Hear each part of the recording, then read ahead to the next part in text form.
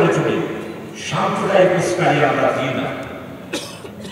বরং আপনারা সংখ্যালঘু সনাতন কেন করে? সনাতন ধর্ম হলো ইসলাম ধর্ম। ইসলাম হলো আদম আলাইহিস সালাম থেকে আল্লাহ তাআলা এই পৃথিবীতে সমস্ত আম্বিয়া আলাইহিস সালাম ইসলামের দাওয়াত দিয়েছে। আপনারা সনাতন, এটাই কি সনাতনের ব্যবহার? একজন মুসলমান আইনজীবীকে জবাই করে দেওয়া? প্রিয় ভাইসো, আজকে আপনাদের ক্ষেত্রে আরো ছুটতে চাই, আমাদের মধ্যে চিন্তার ঐক্য থাকতে হবে। ইসলামী জীবন ব্যবস্থা ছাড়া বাংলাদেশের সমস্যা, পৃথিবীর সমস্যা সমাধান হওয়া কোনোদিনও সম্ভব নয়। কিন্তু আজকে আমাদের মধ্যে অনেকেই আমরা মনে করি রাসূলুল্লাহ সাল্লাল্লাহু আলাইহি ওয়াসাল্লামকে মসজিদের মধ্যেই সীমাবদ্ধ রাখতে চায়, মসজিদের বাইরে রাসূলুল্লাহ সাল্লাল্লাহু আলাইহি ওয়াসাল্লামের জীবন চরিত্র থেকে আমরা অনেক দূরে সরে গিয়েছি। তাই আজকে এই মাহফিলে আপনাদের সর্বস্তরে আমার প্রিয় ভাইদেরকে, ছাত্র যুবকদেরকে, এখানে রুমের মধ্যে আপনারা অনেকে বসে বলে যে ছাত্র আপনারা জবাব পাচ্ছেন, আসেন না। বৈষম্যবিরোধী ছাত্র আন্দোলন আমাদের হত্যা, বাংলাদেশের ইতিহাস, নতুন বাংলাদেশের ইতিহাস রচনা করার জন্য আমরা বৈষম্যবিরোধী ছাত্র আন্দোলনের সবাইকে সেলুট জানাই। আপনাদেরকে সূর্য সন্তান, আমাদের দেশের সম্পদ হিসাবে আমরা আপনাদেরকে সম্মান করি। কিন্তু কোন অবস্থায় বৈষম্য বিরোধী ছাত্র আন্দোলনের নাম দিয়ে হাজারীবাড়িতে আক্রমণ করা এটা আমাদের ইসলামী শিক্ষা নয়। বৈষম্য বিরোধী ছাত্র আন্দোলনের নাম দিয়া কোন মন্দিরে আক্রমণ করা এটা আমাদের কাম্য। প্রিয় ভাইসব, যে ঘটনা ঘটেছে আমরা কোন অবস্থায় আইনকে হাতে তুলে দেব না। আমরা আইনানুগ ব্যবস্থা করব, প্রতিবাদ জানাবো, বিক্ষোভ করব, হত্যাকারীদের গ্রেফতার করার জন্য করব। যারা ষড়যন্ত্র করছে ষড়যন্ত্রকারীদের বিরুদ্ধে আমাদের সবাইকে ঐক্যবদ্ধ থাকতে হবে। তাদের ষড়যন্ত্র কি? এইরকম একটা ঘটনা ঘটাবে, হিন্দু আর মুসলমান দাঙ্গা হবে, হিন্দুস্তানের সৈন্য বাংলাদেশে চলে আসবে, এটাই হলো তাদের ষড়যন্ত্র। আমাদের প্রিয় সেনা সদস্যরা রয়েছেন, পুলিশ বাহিনীরা রয়েছে, সবার সাথে আজকে সাধারণ রয়েছে যে আপনারা ষড়যন্ত্র করে ডক্টর ইউনূস সরকারকে ভক্ত করতে পারবেন না, কারণ ডক্টর ইউনূস 18 কোটি মুসলমানের হৃদয়ে সমর্থন পেয়েছে। অন্তর্বর্তীকালীন সরকার রাসূলুল্লাহ সাল্লাল্লাহু আলাইহি ওয়াসাল্লামের জীবন চরিত্র টোটাল কোরআনে আছে। উনি এমন একজন আল্লাহর প্রিয় রাসূল, আল্লাহ তাআলা সমস্ত আম্বিয়া আলাইহিস সালাম যারা পৃথিবীতে এসেছে, আপনারা সমস্ত আম্বিয়া আলাইহিস সালামের মধ্যে বড় বড় আরো 3টা আসমানি কিতাব আল্লাহ তাআলা নাযিল করেছেন, তাওরাত, ইনজিল আর জবুর। ওই আম্বিয়া আলাইহিস সালামের উপর আল্লাহ তাআলা এই কিতাবগুলো নাযিল করেছেন। সর্বশেষ আখিরি কিতাব, আখিরি পয়গম্বর কিয়ামত পর্যন্ত আর কোনো নবী আসবে না। নবী মুহাম্মদ রাসূলুল্লাহ সাল্লাল্লাহু আলাইহি ওয়াসাল্লাম জিএসসি হলে উনি একটি বক্তৃতা রেখেছিলেন।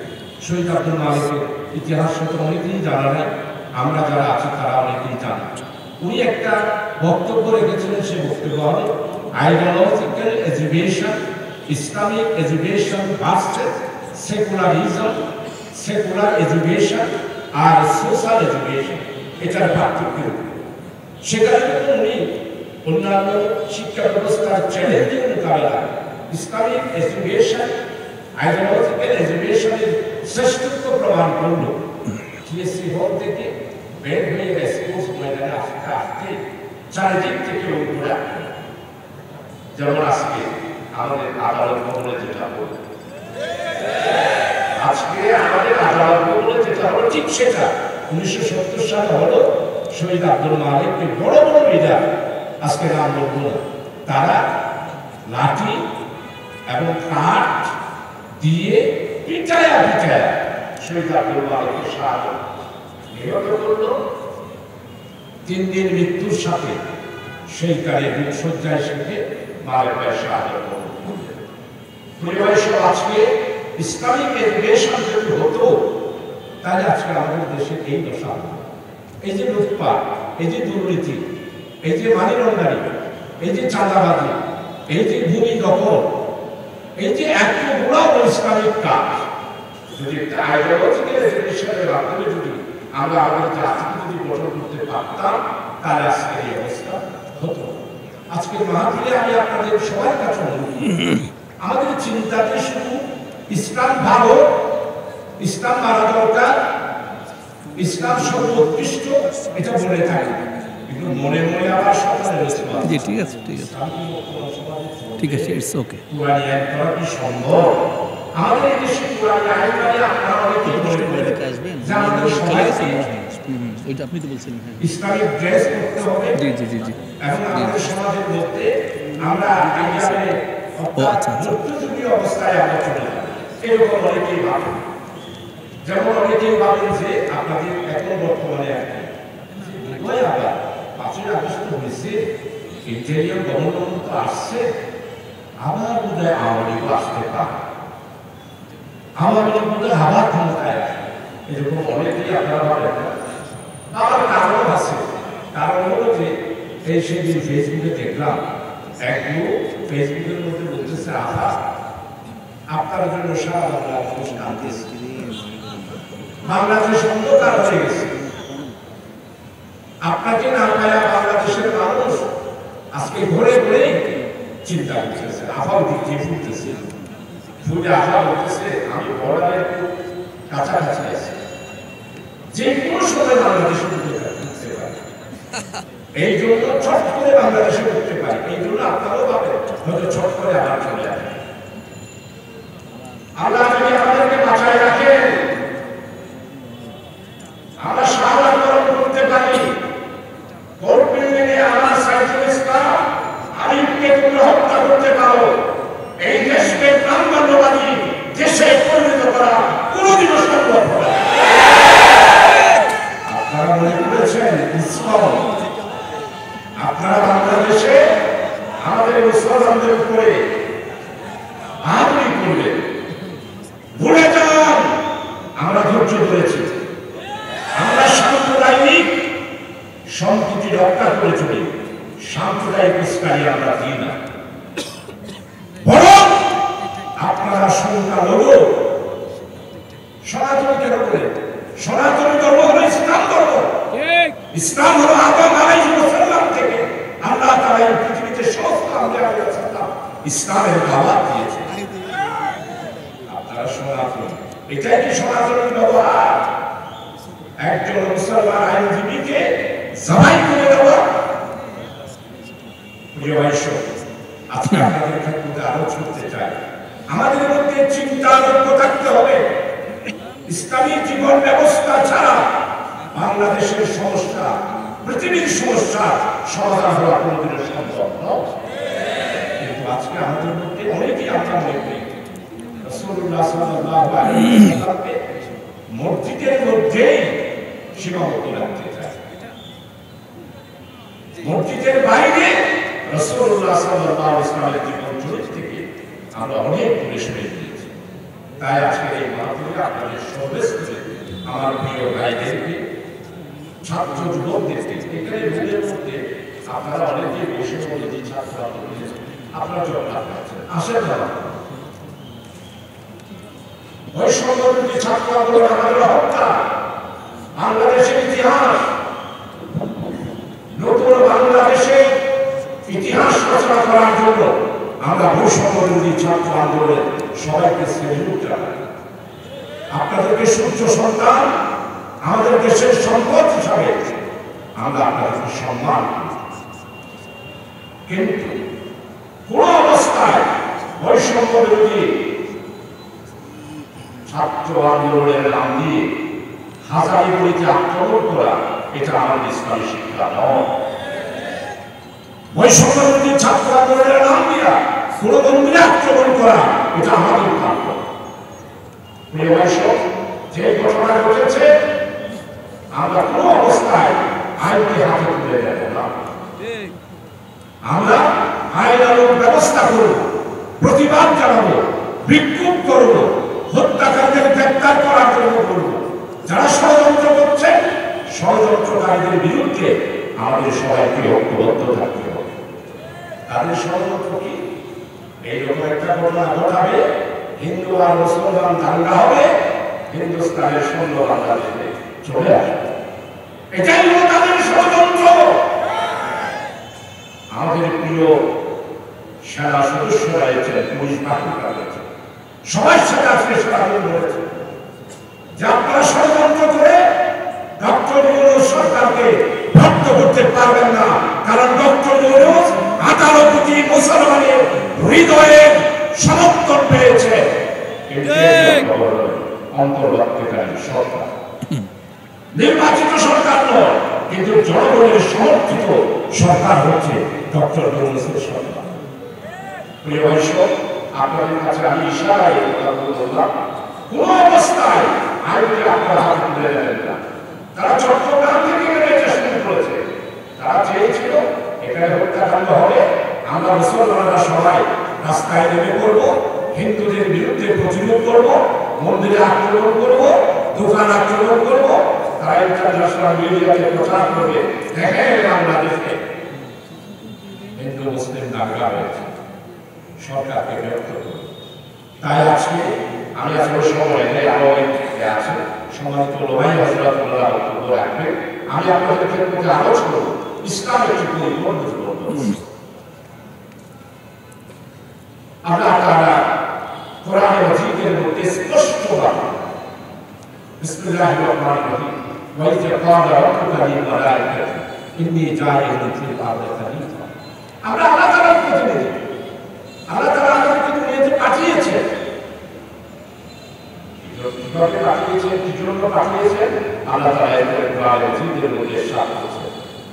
বিসমিল্লাহির রহমানির রহিম লাকাদ কানা উসওয়াতুন হাসানাহ লাকাদ কানা লাকুম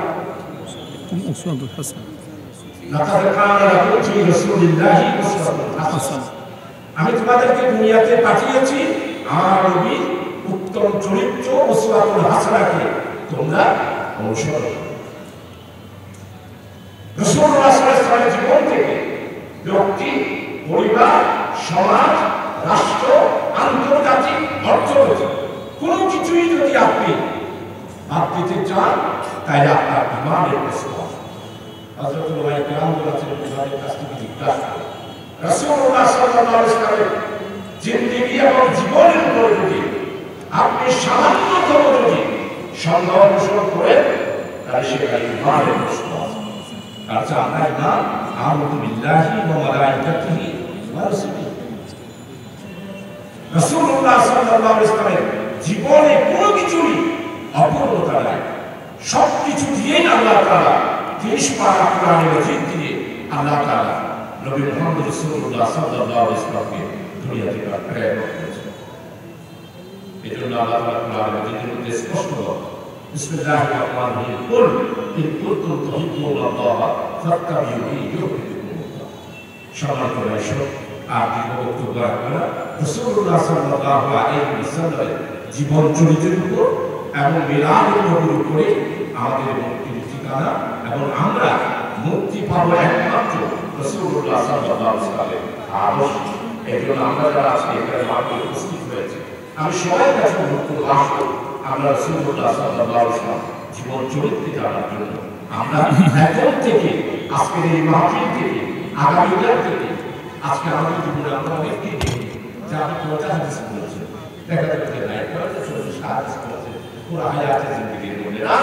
রাসূলুল্লাহ সাল্লাল্লাহু আলাইহি ওয়াসাল্লামের জীবন চরিত্র জানার জন্য সমস্ত হাদিস না পারলেও কমপক্ষে ব্যক্তিগত জীবন, পারিবারিক জীবন, সামাজিক জীবনের উপরে, আর পেশাগতের উপরে, এটার উপরে আমাদেরকে যারা আমরা ব্যবসায়ী বন্ধুরা আছি, চাকরিজীবী আছি, তাদেরকে এই হাদিসগুলো ভালো করে জানতে হবে। সমাজ বৈষম্য আগামীকালকে আমাদের কোর্ট বিল্ডিংয়ে অ্যাডভোকেট সাইফুল ইসলাম আলী তাকে হত্যা করা হয়েছে। কারা হত্যা করেছে? সিসিটিভি ক্যামেরায় স্পষ্ট আছে। পুলিশ প্রশাসনের কাছে অনুরোধ করি, আমরা যখন করে আসলাম আপনারা যেভাবে করে নিরাপত্তা দিচ্ছেন, কিন্তু আজকে সিন্ধুতে আনলেন রাজারহাটে, এটা আমাদের কাছে সন্দেহ সৃষ্টি হয়েছে।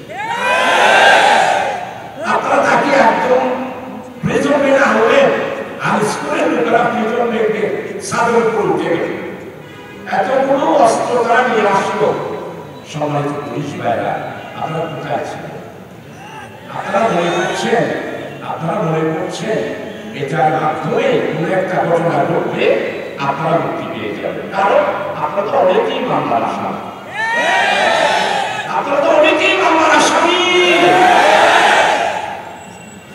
আপনারা বিরক্ত হতে পারেন, বাংলার মানুষ বিরক্ত হবে না। 1936 সাল থেকে শুরু করে আজকে 2024 সাল, বাংলার মানুষ বিরক্ত হয় না। প্রশাসন, পুলিশ, আপনারাই সবসময় বিরক্ত হয়েছে। আজকে আমার ভাইকে এইভাবে করে মেথর বাড়তি রোডের উপরে খড়গ দিয়া জবাই করলো, আপনারা পুলিশ বাহিনীরা কোথায় ছিল? আগে তো 3 জন মানুষ মসজিদে গিয়া একটু বৈঠক করলেই মসজিদ গেলাম, এরপরে আপনারা আপনারা জঙ্গি গ্রেপ্তার করা, আমাদের নেতাদের ফাঁসি তো দেওয়া হলো, আমরা রাস্তায় নামতে পারি না, কানতেও পারি না। মসজিদের কারণে সেখানেও গ্রেপ্তার করেছে। আর একজন ছিল বড় ছাত্র, তাকে স্কুল থেকে এক্সপার্ট করা হয়েছে। গত পরশু এক্সপার্টের লেটার আমার কাছে মাননীয় স্বরাষ্ট্র উপদেষ্টা আমার কাছে দিয়েছে। আমি আগামীকাল একজন বহিষ্কৃত সনাতনী ধর্মের প্রধান তাকে গ্রেপ্তার করেছে। সেটার জন্য আপনারা এইভাবে কাণ্ড চালান। পরশু রাত্রে, গতকালকে রাত্রে সেরাকির পাহাড়ে আমরা দেখেছি আপনাদের সাথে কারা কারা আছে, কারা কারা এসেছে, নামদানি সব দেখেছি, সব ভিডিও ফেলেছে। আমি শুনতে পেলাম আমাদের নাসিরাবাদ, আমাদের ভাগাড়া, পটিয়া, সাতকানিয়া অনেকেই আপনারা এসেছেন। সিসিটিভি ক্যামেরার মধ্যে আপনাদের চেহারা দেখেছি। আপনারা হিন্দু শাস্তি চাচ্ছেন, ঘোষণা দিয়ে সাজেন, ঘোষণা দিয়ে বলে যে আমরা হিন্দু হয়ে গেলাম, তাহলে আপনাদের সাথে আমাদের সম্পর্ক সম্পূর্ণরূপে ছিন্ন হয়ে যাবে।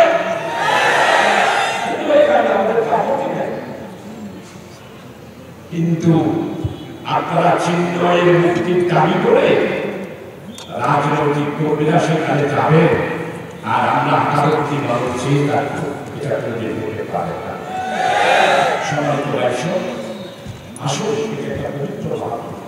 আগামীকাল 10টায় সাইফুল ইসলাম আলিফে বাড়ি আমার লোহাগাড়ায় ফারাঙ্গাতে, তার বাপ আমাদের জামাতের বিরোধী সভাপতি, সেও আমাদের জামাতের বৈষম্য বিরোধী আইন আন্দোলনের সবচেয়ে বেশি ভূমিকা রেখেছে সাইফুল ইসলাম আলী। আগামীকালকে 10টায় কোর্ট বিল্ডিংয়ে জজ, ম্যাজিস্ট্রেট, আইনজীবীরা কামনা করবে।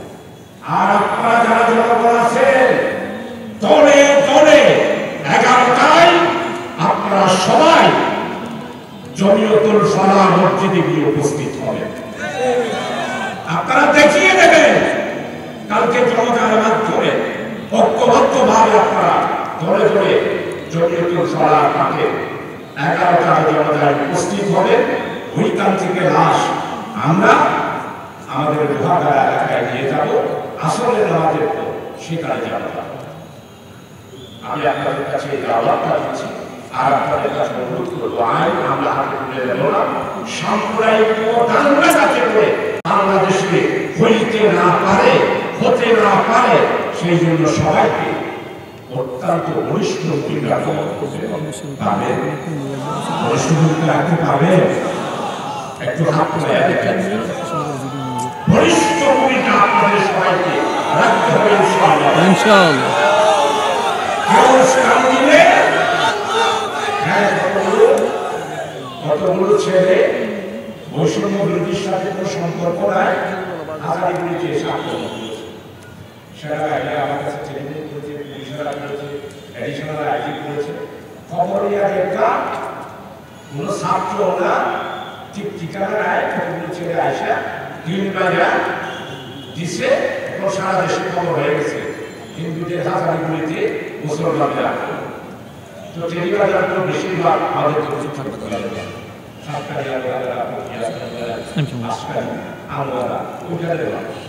আমি খবর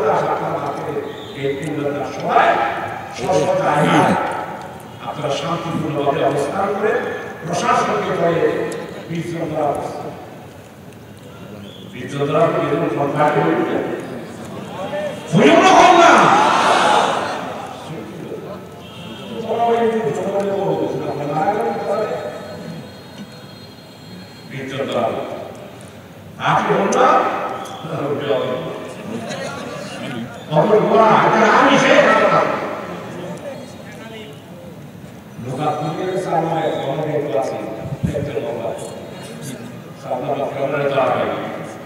নৌকা করে যেতে পারি না, সম্ভব নয়।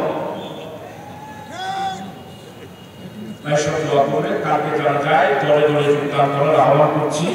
আপনারা সবাই উপস্থিত হবেন। এটার মাধ্যমে সারা বিশ্বে আমরা এটাই দেখা দেব আমরা শাহাদাত বরণ করতে পারি, কিন্তু আমরা দাঙ্গা হাঙ্গামা কোনো অবস্থায় সহ্য করব না। এটাই জানা আমাদের কালকে দেখায় দিতে হবে।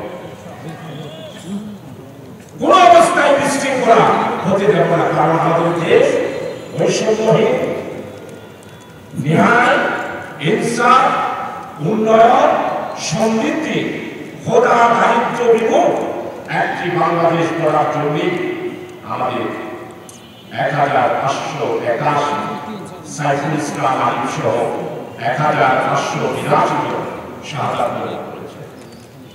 আর 30,000-এর মতো এখন আহত হয়েছে। তার মধ্যে 7,000 হলো কারো পা নাই, কারো চোখ নাই, কারো হাত নাই। 124 জন শিশু ঘরের মধ্যে থাকার পরেও ট্রান্সপ্লান্ট দিয়ে পরিবর্ষণের কারণে 124 জন শিশু শাহাদাত। আমি এই বক্তব্যটা রাখছি আমার প্রশাসনিক পুলিশ বাহিনী। আপনারা 124 জন শিশু গুলি দিয়ে নির্বিচারে মেরে ফেলতে পারলেন, আর ভোট বিল্ডিংয়ে এত কিছু ধারালো অস্ত্র নিয়ে আসলো, তাদেরকে আপনারা প্রতিহত করতে পারলেন।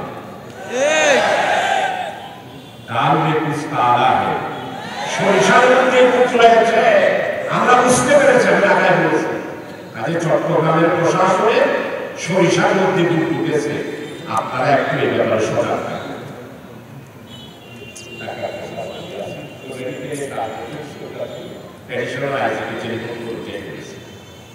ক্ষমতা কোন ষড়যন্ত্রে সাধারণ পাবে পা দেওয়া যাবে না। আমরা সবাই মিলে এই বাংলাদেশের নতুন যাত্রা যে শুরু হয়েছে, সেই যাত্রার মধ্যে ন্যায়, ইনসাফ, বৈষম্য, সুখী, সমৃদ্ধশালী, উন্নয়নের একটি বাংলাদেশ গড়ার জন্য সবাই ঐক্যবদ্ধ থাকার আহ্বান রেখে এবং আপনাদের সবার কাছে আছে